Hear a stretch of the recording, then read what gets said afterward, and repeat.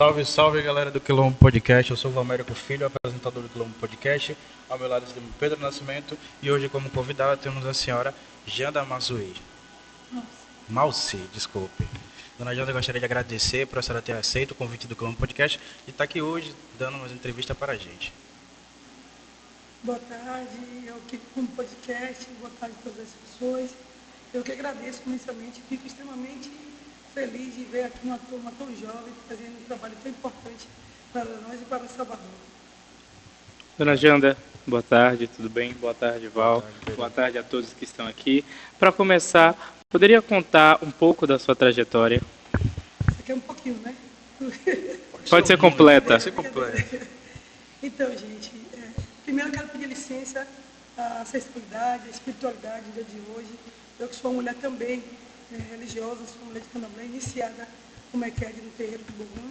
Então não poderia deixar de saudar ao nosso dia, saudar as Iabás no dia de hoje e pedir que ela nos conduza, né, às melhores falas, que a gente leve aqui as palavras que sejam, que cheguem às pessoas com muita verdade. Então, nesse dia eu peço licença à espiritualidade, à ancestralidade e falar de Janda, trazer as memórias da infância, né? Falar um pouquinho desse lugar da infância, de Cosme Farias, onde eu nasço, falar do Gevelho da Federação de onde eu nasço, falar desse processo que me trouxe até aqui hoje. Bom, eu nasci em Cosme Farias, sou filha de Dona Joana, tive 9 irmãos e irmãs, entre irmãs e irmãs, sou a do meio, sou irmã do meio. E dentro desse processo, em Cosme Farias, eu fui aprendendo ainda que, sem saber o que eu estava fazendo, as pessoas chamam hoje de militância, né? Mas naquela época eu não tinha nenhuma noção do que era militância, o que era ativismo. E eu fui conduzida mesmo, acho que pela espiritualidade, para pensar um lugar a qual me incomodava, que era ver as minhas irmãs, ver minhas vizinhas, ver as meninas jovens engravidarem prematuramente. Então, eu dentro da quadra, literalmente, porque sendo irmãs também de 4 irmãos, eu vivi também muita fase dos meninos, né? Que era jogar bola, furar pé, atrás de arraia. Então, eu vivia muito dentro da quadra, né? E dentro da quadra, eu comecei a perceber que eu podia fazer alguma fala ali com as meninas, a qual pudesse levar elas a pensar um outro lugar que não fosse o lugar só da gravidez prematura. Que a gravidez levou e levaria elas a um lugar de ter que parar com os estudos, de ter que parar sua vida, pensar sua vida em um outro lugar profissional, na universidade. Então eu comecei a conversar com as meninas e chamar a atenção. Por que vocês estão engravidando tão jovens, né? Por que vocês... na época a gente não se falava em pílula, né? Anticoncepcional. Então, eu pensava que, conversando com elas, que eu ia fazer com que elas entendessem que ali não era o lugar, né? Que aquele não era o momento de engravidar. Como eu tive 2 irmãs mais velhas que engravidaram, respectivamente, uma de 14 e uma de 15 anos, eu falei, e aí minhas vizinhas também engravidaram também nessa fase de 14, 15 anos, 13, 14, 15 anos.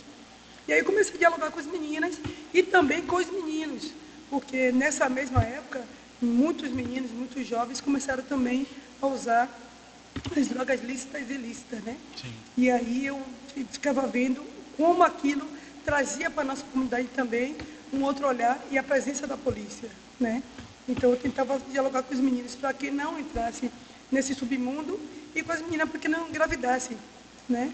E foi ali, dentro da quadra, que eu comecei a fazer esse movimento. E dentro desse movimento, eu comecei a fazer isso com 14, 15 anos, porque de fato me incomodava bastante.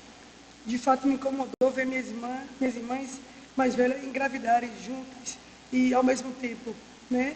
Tanto que os 2 sobrinhos que nasceram, um nasceu dia 6 de março e o outro dia 9, né, do mesmo ano. Então tinha alguma coisa de errado ali. Então aquilo começou a me incomodar e eu comecei a conversar na quadra de uma forma bem tranquila, antes do baba, que a gente jogava, todo mundo jogava bola, né? Não tinha essa separação de menino e menina, a gente jogava bola junto, fazíamos estudo junto. E aí eu comecei a perceber que tinha uma escuta, né? Tinha uma escuta. Então, 14, 15, aos 16 anos, eu comecei a ser percebida pela política, né?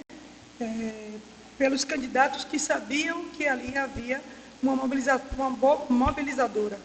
E eu não sabia também o que era aquilo, né? Mas fui convidada aos 16 anos a fazer o meu primeiro processo político, que era de apoiar esse candidato e ter uma voz, né, para a juventude para eleger ele.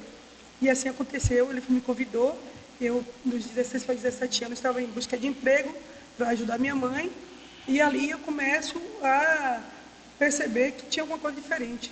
E aí eu comecei a dialogar com ele, comecei a trabalhar para ele e ser a voz dele dentro da comunidade.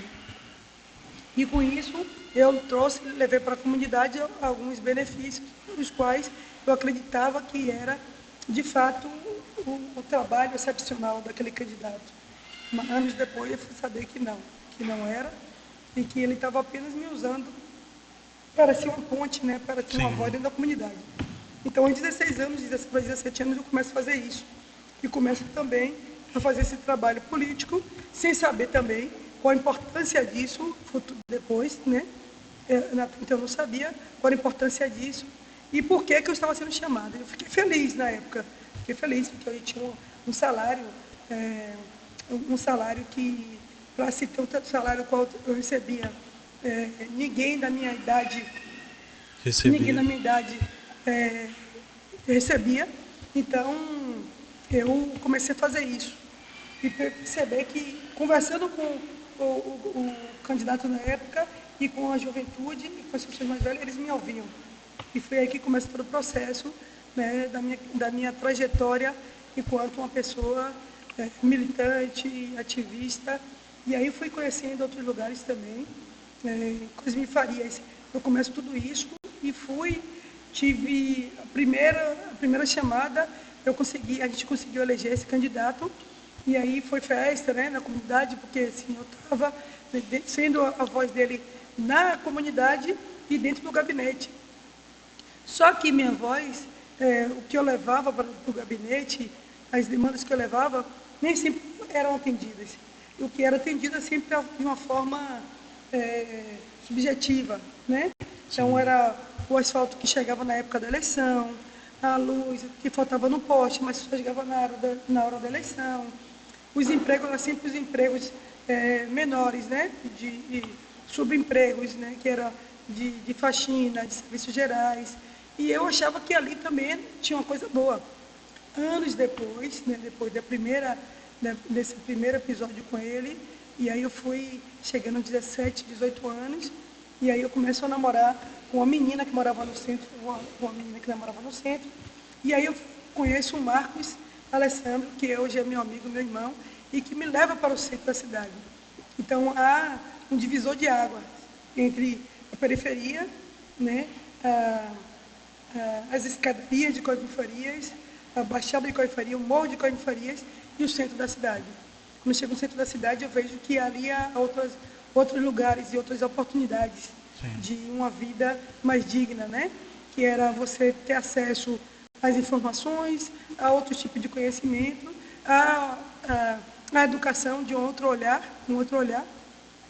E eu começo aí, então, a fortalecer o meu conhecimento, né? Eu passo a ter Marcos como um grande guru, né? Que me disse: pô, Janda, você tem que voltar a estudar, você tem que terminar o 2º grau, nega, você apoia esse candidato, mas se ligue, porque a gente precisa ter ele. Aí foi que eu fui saber o que era direita e o que era esquerda, que esse candidato na época era um candidato de direita, e eu não sabia, né? Com 16 anos, eu nem sabia o que era política de direita, eu só levava as informações. E aí Marcos foi me dando os instrumentos para que eu fosse me ligando, pô, né? O que está acontecendo? Essa não é a sua, vou sair logo. Isso.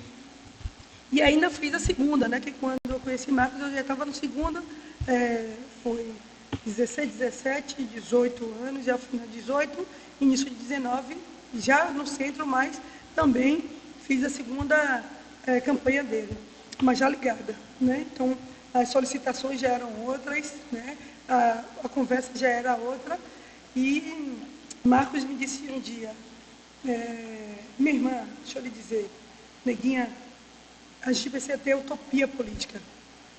Na utopia política, você precisa entender que a política ela tem que ser de uma forma coletiva, e para o coletivo, para a sua comunidade, não apenas para nós, né? Você precisa apostar em candidatos e candidatas que pareçam com você, né? Que tenham projetos de vida para a sua comunidade, né? Para você, para seus irmãos, para a sua comunidade, para seus amigos. E aí eu fui pensando, né?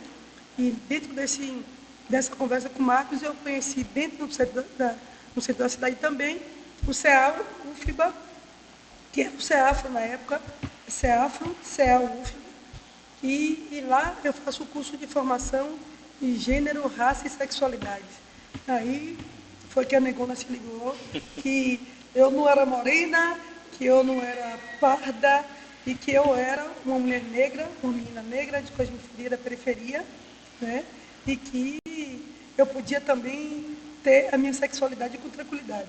Porque até então eu não me percebia nem como negra, nem como uma mulher lésbica, apesar de ter um outro, eu namorava com os meninos, mas não tinha, né, por eles aquele mesmo olhar que eu tinha para as mulheres, que eu não sabia o que era, né? Então, a partir desse conhecimento, a partir desse curso no CEAFRO, eu começo a me entender de um outro lugar.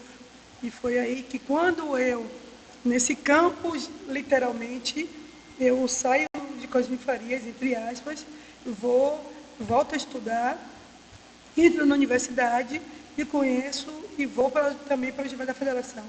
E lá eu conheço também o terreiro de Candomblé, de um outro lugar também, o qual em Cosme Farias eu era incentivada, eu era levada a pensar que o Candomblé era um lugar, não era um lugar bacana, que era um lugar onde as pessoas faziam perversidade, onde as pessoas...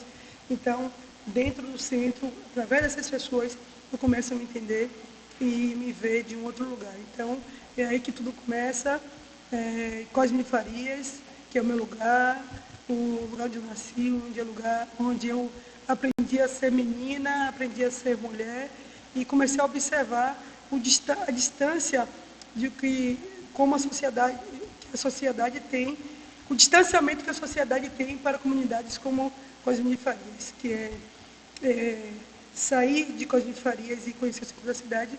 Eu comecei também a perceber que eu podia ir ao cinema, que eu podia ir a outros lugares culturais, e dentro de Cosme Farias, quando você está dentro de um lugar que você não tem uma abertura a um outro lugar, a única coisa que eu tinha em Cosme Farias era a quadra, em um lugar próximo à vala, era acompanhar minha mãe, que era doméstica, e querer ser como minha mãe, doméstica também, e achar que só tinha aquilo ali, o namoro, engravidar, tal, e ser aquele círculo de vida mediana, né? Então, quando chego no centro da cidade, conheço as outras pessoas, chegou também um outro olhar em um outro lugar. Que trajetória, Ana Janda. Parabéns, parabéns. Obrigada. Já dada a sua avaliação, né? Dada seu pensamento sobre a política, como você se formou, como a senhora poderia destacar... Cadê? Como a senhora avalia a presença da mulher negra e LGBT na política hoje? A minha avaliação é, vamos dizer, de tristeza, né? É uma avaliação de ausência total, né? Mulheres negras, mulheres parecidas comigo, mulheres LGBTs, lésbicas, bissexuais, transexuais, a gente não vê nesse lugar da política, né? Há uma ausência total, e é um lamento porque, principalmente aqui na cidade de Salvador, né? Uma cidade com sua população 82% de negros, negras e pardos, a maioria de mulheres também, a gente não tem uma representatividade dentro do legislativo municipal, nem estadual e, quiçá, federal. Então, pensar em corpos, né, e em pessoas representando nesse lugar, né, me ver como uma possível pessoa que esteja lá dentro. Ao mesmo tempo que eu chego para esse lugar, eu penso também que a dificuldade que a gente tem, que a gente teve e que a gente tem, ela ainda é muito grande e há uma ausência considerável de nossos corpos dentro desse lugar. Então, a minha avaliação é totalmente negativa, mas com uma positividade, com uma crença muito grande de que a gente está fazendo essa transformação, né? E que a gente está fazendo um lugar, né, de mudança, de alteridade, e principalmente quando me vejo aqui sendo entrevistada por pessoas jovens, pessoas negras parecidas comigo, com meus irmãos, com meus sobrinhos, e quando eu vejo vocês e quando estou aqui, eu digo, poxa, há um caminho, apesar da dificuldade, apesar da distância, do distanciamento, há ainda uma possibilidade, né? Que é fazer essa mudança, essa alteração, essa alternância, né? E que a gente consiga, de fato, estar num lugar onde a gente possa pensar políticas pensadas também para essas pessoas, para mulheres LGBTs, para mulheres lésbicas, para mulheres candomblecistas, para mulheres negras, para mulheres e meninas negras, né? Para as meninas do Baba, né? Então, a minha avaliação é que a gente precisa ter mais representantes, não só no legislativo, mas também nos lugares de poder, lugares de construção de ideias, de pensamento e de oportunidades, né? Então, apesar de ter essa avaliação, dessa ausência, dessa invisibilidade, eu tenho também com ela uma crença, uma fé muito grande que a gente está fazendo essa mudança. E quem sabe agora, 2024, a gente não consiga, né, botar algumas jandas dentro da Câmara Municipal. Está precisando, tem que ter. Desde 2020 até agora, aumentou, né, o número de pessoas negras e LGBTs a se candidatar tanto para cargos menores quanto cargos altos. Menores que eu falo, vereador, deputados estaduais, federais, senadores e até mesmo para a presidência, né? Teve um número crescente. É importante destacar. Pronto. Dona Janda, a juventude negra, LGBT principalmente, enfrenta muitos obstáculos no mercado de trabalho e acesso à educação de qualidade. O que é que a senhora propõe, como a senhora é candidata, né? Quais são as políticas que a senhora pretende desenvolver para ajudar, para apoiar essas pessoas? Primeiro, o acesso ao direito. O direito para essas pessoas, para a juventude negra, para os homens negros, gays, bissexuais, transexuais, para as meninas, para as mulheres bissexuais, transexuais. Primeiro, o direito à vida, né? A gente pensar em políticas voltadas para que esse direito seja assegurado. É necessário que a gente tenha direito à vida, ao ir e vir. E depois, a gente pensar nas oportunidades de emprego, de empregabilidade, de acesso e manutenção à educação de qualidade, de acesso e manutenção das vagas, das cotas de emprego e moradia para essas pessoas, para essa comunidade. Por que eu digo isso? Porque, primeiramente, a gente tem, com essa juventude, um grande problema, que é a aceitação da família. Aceitação da família. Quando a família não aceita, não entende, né, esses corpos, essas corpas, aí já começa a violência, né? O não aceitar, a violência psicológica, a violência moral, e esses jovens acabam indo ou para a rua, né, ou para um outro lugar, né, que pulsa a marginalidade. Então, o que a gente precisa primeiro é assegurar que essas pessoas tenham um lugar de acolhimento, uma casa de acolhimento, um espaço de acolhimento, acesso às políticas de saúde psicológica e emocional, para que essas pessoas possam também, a partir daí, ter acesso à educação, à saúde, ao emprego, à sustentabilidade, à renda. Então, a gente pensa em políticas voltadas primeiramente para esse lugar. Porque quando você não tem o direito à sua vida e o direito à sua saúde, você não tem direito mais a nada, né? Você perde tudo isso. Então, não adianta pensar política de emprego, de qualquer outra coisa, de sustentabilidade, se a pessoa não tem, primeiramente, o direito à sua saúde mental, né? Ao seu entendimento do seu corpo, ao seu entendimento da sua formação e da sua identidade, né? Eu encontro muitos jovens e Já lidei com vários jovens gays e algumas mulheres trans que não conseguiam nem falar sobre isso, né? Primeiro porque a dificuldade de falar, primeiramente, com a família. E quando você precisa se esconder da família, você precisa se esconder de você, do seu corpo, né? Então, se essas pessoas não tiverem um apoio para isso, para sustentar a sua integridade física, não vai ter mais política nenhuma. Então, a primeira política é assegurar o direito à vida deles e delas, para que elas possam se entender, fazer, a partir daí, ter acompanhamento também de formação para que elas possam se entender, né? Então, essas pessoas, né? Enquanto bissexuais, lésbicas, gays, transexuais, seja lá o que for, né? A orientação que o corpo deles indique. Eles precisam ter essa formação. A gente vê hoje, acompanha muitos jovens na rua, né, sem nenhuma orientação, sem nenhuma ideia do que é o pertencimento identitário. Então, a gente precisa fazer política voltada para esse entendimento. E quando você tem entendimento do seu corpo, da sua vida, da sua cor, da sua raça, da sua sexualidade, aí sim a gente começa a fazer outro processo de políticas de vida, e aí entra todos os processos que é da educação, da saúde, do conhecimento, do emprego, renda e sustentabilidade. Janda, quais as principais políticas públicas você acredita ser prioritárias para combater o racismo e a LGBTfobia em Salvador? Política pública, para a gente combater tudo isso, como eu já falei aqui, primeiro é o direito ao respeito e as políticas que contemplem essas pessoas a terem um lugar de dignidade, né? A gente precisa pensar em políticas de lugar que acolha essas pessoas, de oportunidade, né? O racismo, ele coloca a gente no lugar de fragilidade, né? Então, se a gente está em qualquer lugar, seja ele profissional, social, cultural, e o racismo impera, a gente não vai conseguir se movimentar. Então, a sociedade precisa pensar nisso, a gente precisa fazer políticas, né, públicas, afirmativas, que combatam tudo isso. Como é que a gente combate o racismo?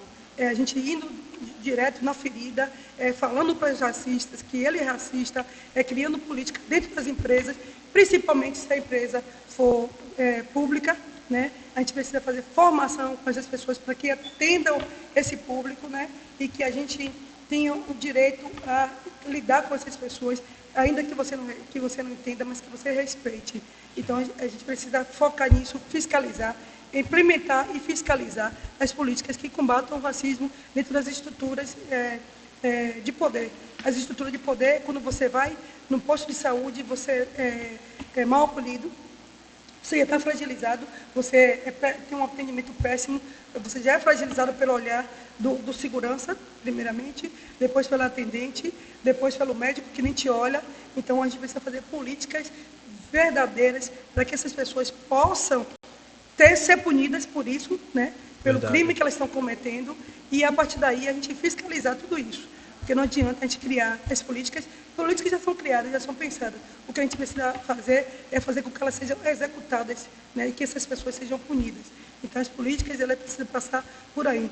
Tem política, já tem várias pessoas que pensaram o movimento social, pensa política, o movimento LGBT, a gente indica, encaminha, nós fizemos agora o PPG, encaminhando várias ações, várias demandas para ser colocada enquanto políticas, mas elas precisam passar primeiro por uma educação na sociedade. Sim. E a educação ela precisa ser permeada por um processo de formação de seus profissionais e com pena, né? Com pena e criminalizando essas pessoas de verdade. Porque se a gente continuar botando no lugar de não foi ofensa, não foi racismo, não foi LGBTfobia, a gente não vai conseguir fazer nenhuma implementação, de fato. Então, a gente precisa fazer primeiro, porque as políticas elas precisam que elas sejam executadas e que a justiça ela exerça o papel dela, né? E principalmente quando as pessoas, os que estão cometendo esses crimes, são os brancos, são os racistas, são os LGBTfóbicos, são os misóginos. Então, a gente precisa acompanhar e criminalizar. A primeira política ela precisa passar por aí. por esse entendimento. Senão, a gente vai continuar encaminhando as pessoas, mas elas não conseguem lidar, elas não conseguem trabalhar, porque ela vai estar ser tão fragilizada que ela não vai conseguir nem estudar, nem trabalhar e não ter saúde. Então, a política ela precisa ser, de fato, executada desse lugar, né? De criminalizar e punir os racistas, para que a cidade ela comece a ter um outro olhar para as pessoas negras, para a juventude negra, para as mulheres negras, principalmente, para as mulheres lésbicas, para as mulheres trans, para as mulheres LGBTs, né? Que elas sejam olhadas como humanidade e não como qualquer outra coisa que eles colocam e querem nos colocar ainda como culpado. Verdade. A gente encaminha o crime e a gente acaba sendo o culpado. Verdade. Dona Janda, se a senhora puder me falar, a senhora sendo eleita dia 6 de outubro como vereadora de Salvador, quais são os principais projetos que a senhora vai focar em ser aprovados ou ser alterados? Pronto, a primeira coisa que a gente vai fazer é agradecer a Salvador, agradecer a vocês, agradecer a todas as pessoas que postaram em um projeto político diferenciado, né? A gente tem um projeto político que foi pensado com muito carinho. A primeira coisa que eu quero apresentar para Salvador é o gabinete itinerante. O gabinete itinerante, ele visa a pensar as comunidades dentro da comunidade. Eu estou indo pedir voto nas comunidades. Eu não quero deixar que a comunidade vá no meu gabinete me pedir um apoio para podar uma árvore, para colocar uma quadra, para fazer melhoria numa quadra, para iluminar a rua que acaba sendo... Até porque a logística é horrível, né? Que mora na federação, mas deixa eu ver um bairro assim, Cajazeiras. Vai ter que sair de Cajazeiras para ir até o comércio, para ir até o gabinete da senhora. Vai ser um pouco mais difícil, então, assim, verdade. A gente precisa pensar, a gente tem esse desejo de apresentar para Salvador esse gabinete itinerante que pensar, a gente não vai poder contemplar toda Salvador em 4 anos, mas a gente vai pensar, colocar os bairros, as comunidades, aqueles dos quais, primeiramente, são desassistidos pelo poder público, esquecido pelo poder público, e fazer um sorteio. Vou ser injusta se eu quiser primeiro levar para a Costa de Farias ou para o Genvas da Federação. Eu vou estar sendo injusta, né? Mas eu preciso fazer um sorteio com cada representante, né? Já que eu tenho liderança em Cajazeira, em Boca da Mata, Sussuarana, Nordeste, Genvas de Federação, Genvas de Brota. Então, essas lideranças, as associações, as pessoas que estão dentro do nosso processo agora político para buscar eleger essa campanha, a gente precisa fazer essa chamada, né, pública e dizer, vamos fazer um sorteio público na frente de todas as pessoas. E quando a gente for para uma comunidade, a gente vai passar um período ali, que a gente vai estudar direito, se vai ser 1 mês, se vai ser 2 meses, ouvindo a comunidade, ouvindo a demanda da comunidade, encaminhando. Se for demanda dentro do gabinete, a gente vai fazer os encaminhamentos. Se não for, a gente vai pensar quais são os órgãos competentes, né, públicos que possam lidar com aquelas demandas e a gente vai fazer os encaminhamentos. E não deixar com que a gente fique sentado no gabinete esperando que vocês vão lá dizer que precisa de uma quadra, dizer que precisa de iluminação na quadra, dizer que precisa de um pré-vestibular, dizer que precisa que mantenha a escola pública, né, fundamental dentro da comunidade. Eu não vou esperar que vocês cheguem lá. Eu vou lá na comunidade saber de vocês o que vocês estão pensando para isso. A partir daí, a gente tem projetos voltados para a educação. Não mudar nada, a gente não vai mudar nada, a gente vai se alterar. Vai se alterar, né? As leis, primeiramente, que a gente quer que a gente pense, primeiramente, a Lei 10.639, a gente precisa também fazer essa fiscalização e o professor, a professora, coordenador, diretor, ela precisa estar instrumentalizada, ela precisa estar orientada, ela precisa estar formada, ter uma formação para que ela entenda qual foi o legado dos povos africanos e dos povos indígenas, né? Então, a gente precisa fazer formação e aí que vem o processo. Ah, mas tem professora que não quer. Ela vai ter que ser punida por isso. A diretora vai ter que ser punida, né? Ela passou por um processo, ela foi, como é que se diz?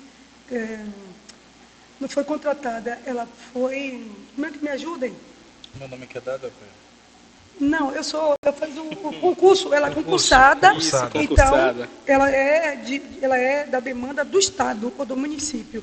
Então, ela tem que seguir algumas regras. A gente precisa fazer isso de dentro, né? Tem que estar inserido no processo de lei da escola básica, né? A gente tem que pensar em creches para as crianças que suas mães, principalmente as mães solos, tenham condições de sair para buscar o seu sustento e saber que sua criança está bem assegurada, está bem assistida, né? A gente tem visto o número de crianças que estão sendo violentadas dentro das escolas, e isso não pode acontecer.